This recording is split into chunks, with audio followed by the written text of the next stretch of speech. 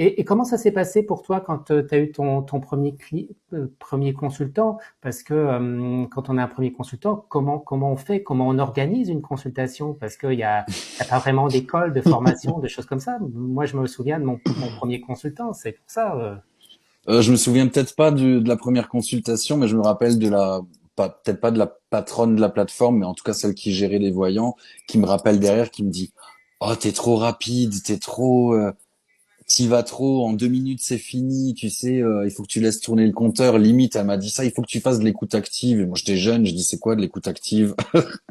Bah c'est écouter ta consultante quand elle te parle, tout ça. Je dis ouais bon d'accord. Moi voilà, pour moi c'était une question, une réponse et j'étais un peu Speedy Gonzalez de la voyance quoi. On a parlé tout à l'heure de ton changement professionnel, mais il y a aussi une période de ta vie, tu as eu une période de dépression, tu as fini à l'hôpital. Il s'est passé quoi alors? Rupture amoureuse, j'étais jeune, sorti de boîte, j'ai sauté d'un pont, j'ai voulu me tuer, Ah ouais, c'était l'amour carrément. fou, ouais. Je me suis fait récupérer par les pompiers, je crois. Puis du coup, j'ai été complètement shooté au Médoc, je sais même pas pourquoi d'ailleurs, à l'hôpital. Et puis c'est une psy qui est venue un matin, je crois, à me dire, vous voulez aller en HP, machin. Et puis j'étais tellement naze des Médocs que j'ai dit oui.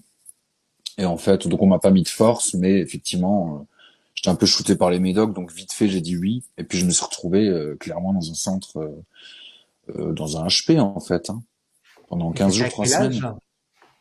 Oh, j'étais jeune, ouais, je devais avoir 18 ans, 17-18 ans.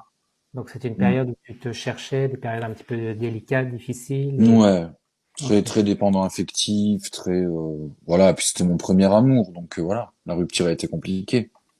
d'accord. Une autre question, Françoise. Vais-je déménager à l'étranger? Je suis née le 19 février 1958. Françoise.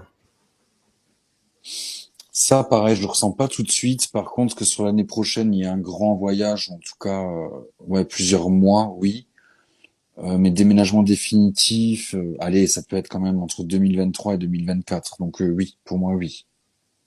Quelles sont tes C'est quand priorités? même des mathématiques ce qu'on fait. Je veux dire, quand on fait une voyance, on voit, on va dire des pourcentages, quoi, par rapport à ce qui se passe. Mais je veux dire, c'est toujours pareil. Un couple, par exemple, c'est de la communication, c'est de la sexualité. Enfin, c'est beaucoup de choses, un couple. Donc, c'est aussi du libre arbitre, quoi. Tout dépend comment on retient son homme, comment on retient sa femme. Voilà, je veux dire, le libre arbitre joue une part importante, quoi.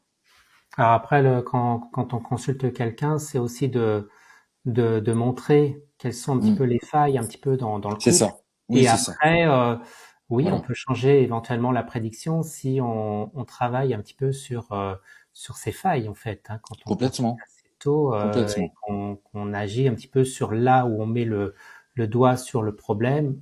Parfois, on peut arriver à changer effectivement certaines prédictions. C'est fait La, pour prévenir la voyance.